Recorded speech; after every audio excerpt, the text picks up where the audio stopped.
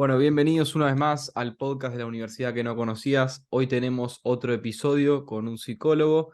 Su nombre es Ignacio Rizzo, también es jugador de tenis, así que bueno, nos va a estar contando un poco a qué se dedica y cómo fue todo su trayecto por la psicología.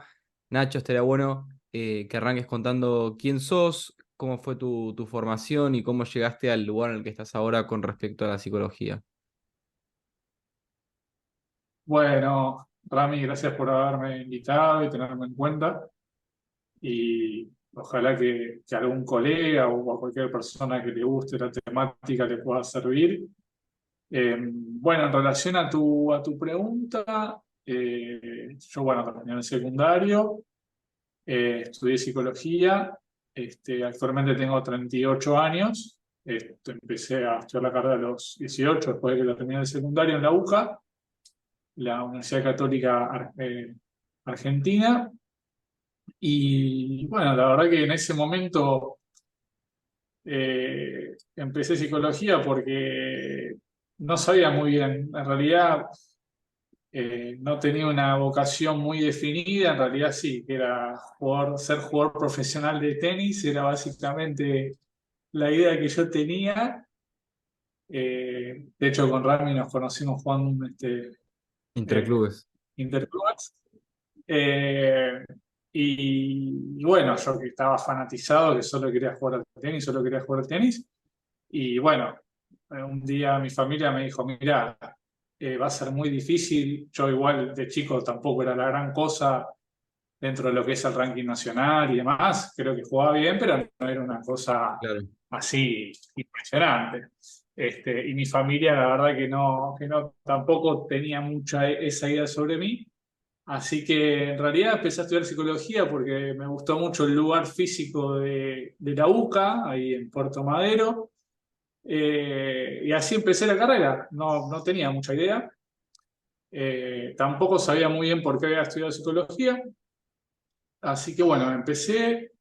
En primer año conocí un profesor que empecé a tener un muy buen vínculo con él. El profesor titular de en ese momento Psicología General. Y bueno, la verdad que gracias a él también es como que me empecé a comprometer mucho con la carrera, me empezó a gustar muchísimo. Y bueno, lentamente iba dejando de jugar al tenis y me lo tomaba como un deporte de fin de semana. Claro. Eh, y así empecé la carrera. Y bueno, primer año me gustó mucho psicología general, después en tercer año me gustó mucho psicopatología, psicología del desarrollo. Me acuerdo que fueron las tres materias que más me marcaron en el transcurso de la carrera. Y después el resto de las materias, la verdad que no me acuerdo todas las materias que tuve, son las tres que más me acuerdo, el resto la verdad que no me acuerdo de ninguna Claro. otra. Y bueno, terminé la carrera, hice la tesina a los 23 24, terminé de cursar y ahí, bueno, vino otra bisagra, donde después también, ¿no? Es el gran tema cuando uno se recibe, cómo insertarse laboralmente. Mm. Eh, Así que bueno, eso en relación a lo que vos me preguntaste. Perfecto, buenísimo, Nacho. Y después, yo, si mal no recuerdo, vos me habías dicho que vos trabajabas con niños actualmente. Claro. ¿Querés contar un poco de eso? O sea, ¿por qué elegiste trabajar con niños? Si tienes algún enfoque en particular, ¿de qué se trata tu trabajo hoy en día? Bueno, eso tiene mucho que ver con lo que estaba diciendo hasta recién. Terminé Mm. la carrera, ya en tercer año eh, empecé a hacer el curso de acompañante terapéutico. A mí siempre me gustó más la parte clínica, Claro. ya desde, como les decía, como estaba comentando, ya desde que tuve psicopatología, que me gustó mucho la psicopatología, me gustaba mucho el diagnóstico diferencial, me había gustado mucho psicología del desarrollo. Me acuerdo que en la cátedra teníamos una médica pediatra y veíamos todos los aspectos esperables dentro del desarrollo de un niño desde el embarazo. Bueno, me pareció súper interesante psicología del desarrollo. Eh, y, Y después, bueno, como estaba diciendo, empecé el curso de acompañante terapéutico y ahí me gustó mucho más la clínica y a partir de eso empecé mis primeros trabajos, que era con diferentes pacientes. La verdad que si hay estudiantes que escuchen, la verdad que recomiendo muchísimo hacer el curso de acompañante terapéutico a los que se quieren dedicar a la clínica y obviamente hasta que uno no se recibe no puede atender pacientes porque no está matriculado básicamente para eso. Y bueno, por casualidades empecé a trabajar en un lugar donde había mucho acompañamiento de diferentes niños, desde integraciones escolares, desde acompañamiento afuera de lo que es el colegio. Y era, no sé, por ejemplo, ir con un chico, llevarlo a una plaza, poder jugar con él, ir a un supermercado, enseñarle a hacer compras, insertarse socialmente, y uno va aprendiendo mucho porque vas aprendiendo mucho en las reuniones de equipo, escuchás a los diferentes colegas, como, bueno, eso la verdad que me iba gustando mucho y bueno, me recibí y ya directamente quería trabajar con niños y así fue. Digamos, empecé a trabajar con niños, por casualidades me empecé como a cruzar mucho con colegas que trabajaban dentro del marco cognitivo-conductual, digamos, y yo no estaba no me veía mucho dentro de lo que es el psicoanálisis, que en la gran mayoría de las facultades creo que hasta hoy en día es lo que más se da. Sé que hay otras que no, pero bueno, creo que en la gran mayoría es lo que se da. Y bueno, me empecé a formar mucho en TCC, empecé a hacer diferentes posgrados, y bueno, y empecé a tener mi propio consultorio y empecé a, bueno, a recibir diferentes niños, adolescentes, algún que otro adulto. Ahí ya, bueno, empecé a estudiar dentro de diferentes lugares que tenían la parte teórica, digamos, una formación de 2 años a nivel de posgrado, y después tenían atención clínica. Entonces era súper interesante que uno iba supervisando, iba estudiando, atendiendo, y la verdad que era como eran diferentes lugares que bueno, que era como ideal, porque uno mientras estudiaba lo iba viendo con los consultantes y demás. Claro, Así que esa fue como la primer parte de cómo empecé con niños, digamos. claro, sin duda, sí. Y Nacho, te quería preguntar, yo justo ya que mencionaste la materia de psicología del desarrollo, yo la tuve la materia y hablamos mucho sobre el concepto de la infancia, de cómo fue cambiando y evolucionando a lo largo de los años de la historia. Y quería preguntarte vos por ahí, haciendo como un análisis de análisis cultural, digamos, ¿qué Ujú. desafíos vos crees que tienen por ahí las nuevas generaciones que vienen más abajo, o sea, los infantes que son de ahora, por ahí con la tecnología, pues mecharlo, o por ahí con la manera en la que fueron educados, muy distinta a la que fueron educados otras generaciones más arriba? ¿Cuáles serían, según tu opinión, los desafíos que más podés llegar a ver? Y también por ahí los desafíos para los padres, no solo de los niños, como en un vínculo entre ambos. Sí, la verdad que la pregunta es muy buena porque creo que la clínica infanto-juvenil, a diferencia de como uno la estudió, no sé, tengo 38, 24, ¿no? Yo hace 15, sí, más o menos 16 años que había estudiado esa materia, por decirlo de una manera.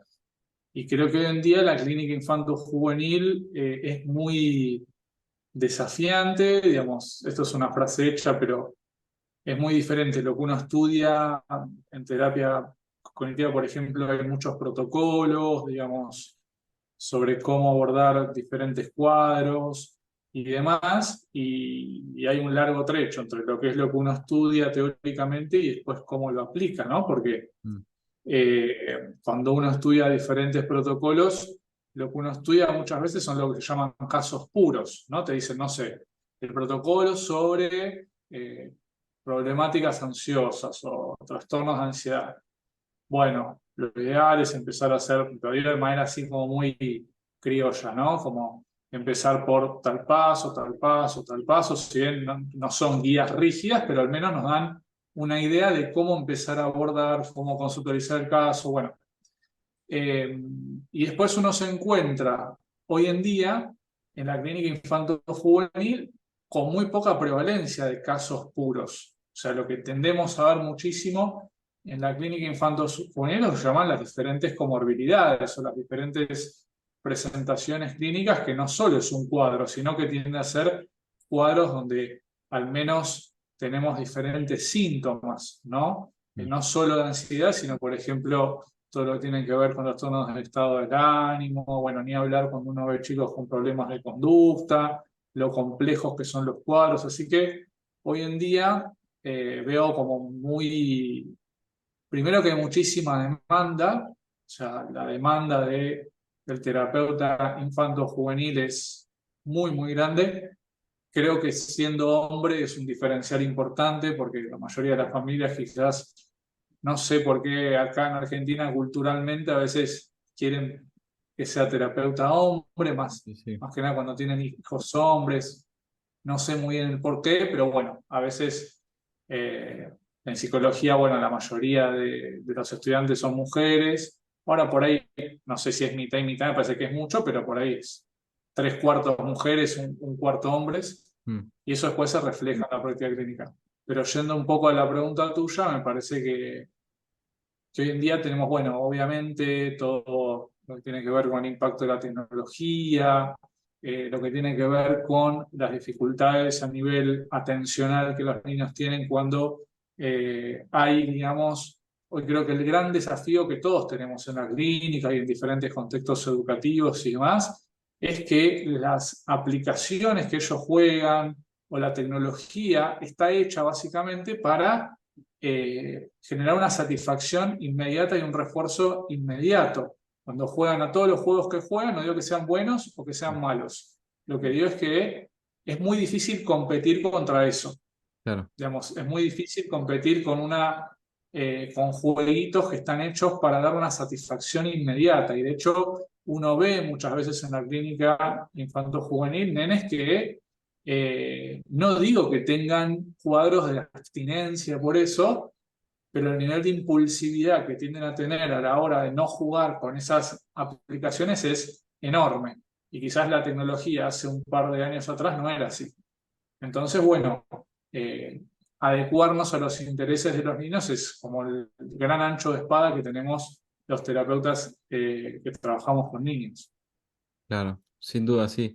Y bueno, si bien yo te hablé te pregunté recién por los desafíos que por ahí más puede llegar a ver con relación a la tecnología y demás, pero quería preguntarte cuáles son las consultas por las que llegan directamente a tu terapia, ya desde el punto de vista de la familia, o sea, ¿por qué razones son las más comunes por las que se acercan al terapeuta? Infanto-juvenil en este caso. En mi caso es un poco sesgada la respuesta que te puedo dar Sí. porque me especializo en un cuadro que se llama síndrome de Tourette, Mm. que abarca un montón de otras comorbilidades que tiende a ser el trastorno obsesivo-compulsivo. Si bien no me gusta mucho hablar de la palabra trastorno, me gusta más hablar de condiciones, pero bueno, por ahí para que se entienda de manera rápida. Entonces, un gran porcentaje de la población que veo es esa, pero bueno, también hay podemos decir, hay tres grandes cuadros que uno ve en la clínica infanto-juvenil. En primer lugar, los problemas de conducta, o lo que se llaman trastornos externalizantes, este, que básicamente se, se caracterizan por la presencia de una marcada impulsividad, predominancia de emociones más vinculadas a la ira, al enojo, desajustes sociales muy significativos en lo que es la vida escolar, necesidad de hacer una interconsulta con una evaluación neuropsicológica para ver un poco el perfil cognitivo, eh, mucha presencia de desafío, oposicionismo y demás, son los cuadros que más llegan a la consulta. Y después, en segundo lugar, como estaba comentando, básicamente Todo tiene que ver con trastornos internalizantes, ¿no? Que se identifican más que nada por niños con problemas más de ansiedad o excesivo temor, anticipación catastrófica o amenazante de situaciones que pueden llegar a suceder. Por ahí también llegan cuadros más distímicos de niños que presentan alguna sintomatología más depresiva. Pero bueno, esos son básicamente los dos o tres cuadros de mayor consulta infanto-juvenil. Claro, está muy bien. Después te quería hacer otra pregunta, más que nada de cosas más técnicas y de logísticas de tu profesión, que yo constantemente escucho de un montón de psicólogos que trabajan ya para el exterior. O sea, ya movilizaron todo su consultorio directamente online y trabajan 100% para países de afuera por la situación económica que estamos viviendo acá en Argentina. Y quería consultarte eso específicamente, por ahí, ¿qué es alguna recomendación para alguien que está pensando en hacer eso, si es que la tenés? O también por ahí tu análisis de la situación y cómo impacta el rol del psicólogo trabajando de manera 100% online y para el exterior, con una cultura totalmente distinta, con pacientes que se criaron de otra manera culturalmente distinta. Entonces, ¿cómo crees que esas cosas tienen sus cosas buenas, sus cosas malas? ¿Qué me puedes decir al respecto de eso? Sí, en mi caso, de los 5 días de la semana, atiendo dos en mi consultorio, obviamente de manera presencial, y el resto de los días de manera virtual. Mm, Y de manera virtual, bueno, veo por ahí consultantes de afuera, de población latina, más que nada. Eh, Creo que el tema de la pandemia, mm, digamos, potenció muchísimo las consultas y más aún las consultas virtuales. Eh, Personalmente no veo diferencias entre el abordaje presencial y virtual. Obviamente que hay niños que es muy difícil, por ahí niños con mucha impulsividad, hiperactividad, hacer un abordaje virtual, pero bueno, en esos casos uno tiende a trabajar mucho con los padres también de manera presencial. Pero a nivel cultural, los consultantes que veo de otros países, no veo que haya muchas diferencias con la población argentina. Me parece que culturalmente, bueno, con el fenómeno de la globalización y la cultura occidental y demás, la verdad que no veo diferencias. Inclusive cuando hablo con población de España, por otros colegas y demás, tampoco veo que haya una diferencia muy importante entre un país y otro. Las costumbres son más o menos iguales, el idioma, alguna que otra palabra por ahí es diferente, las consultas también son muy parecidas. La verdad que no veo una diferencia muy grande. está muy bien. Y la última pregunta que te quería hacer, Nacho, es si podés dar algún tipo o algún consejo, alguna orientación a algún estudiante de esta carrera o alguien que esté recién grabándose y esté a punto de insertarse en el mercado laboral. Uy, qué pregunta difícil. Lo que se te ocurra. Sí, sí, sí, se me ocurren varias cosas, estoy tratando de ordenar un poco las ideas. Mirá, yo ya desde que me recibí tengo casi 14 años de trabajar. Eh, y en primer lugar, me parece que lo más importante, como cualquier actividad que uno haga en la vida, es que le genere pasión, que le guste.